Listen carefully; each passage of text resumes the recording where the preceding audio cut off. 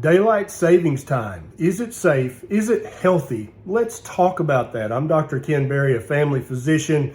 Daylight savings time, you think, is ubiquitous, but it's actually quite rare around the world. Only about 20% of the world's population is forced to endure daylight savings time.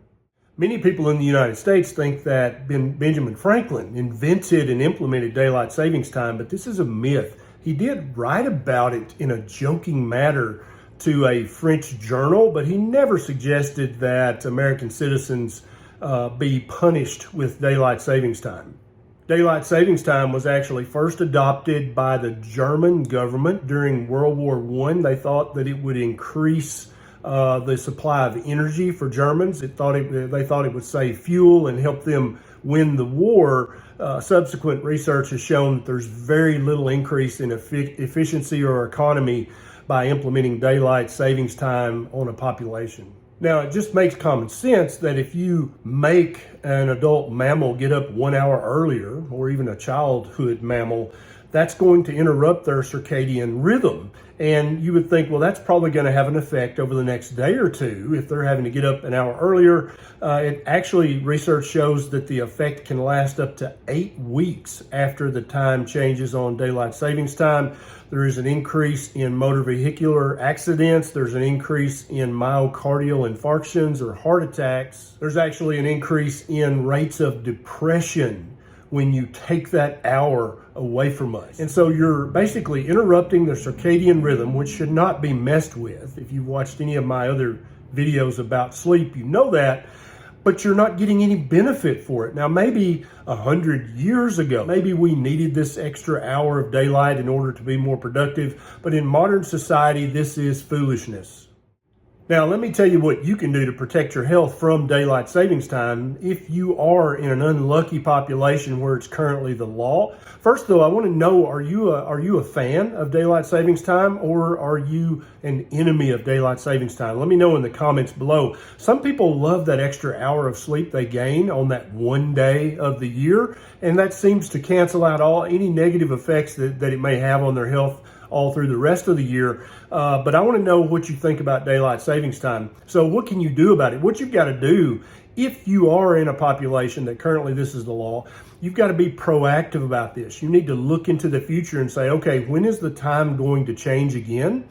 And you need to start proactively either getting up or staying in bed 15 minutes a week, 15 minutes a day for a week before. And so for the first 4 weeks before the time changes, you're going to change your sleep schedule by 15 minutes. The second week by 15 more minutes. The third week by 15 more minutes.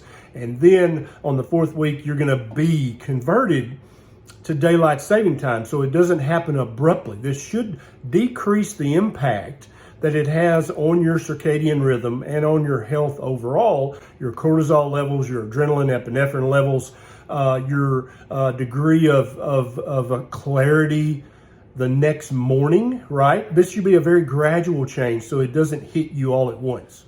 Now, if you live in a country where this is a federal or national law, you're going to have to lobby your national government to get this changed. But in the United States and in Australia, this law is actually made at the state level. So if any of you guys like me are sick and damn tired of daylight savings time and it's serving no useful purpose and messing up your circadian rhythm every year of your life, then you can reach out to your state level representatives and senators and try to get a bill in front of your state legislature that will change this for your state. Not only will it help you live a more healthy life with better circadian rhythms, but you're going to decrease the risk of somebody slamming into you because they lost an extra hour of sleep.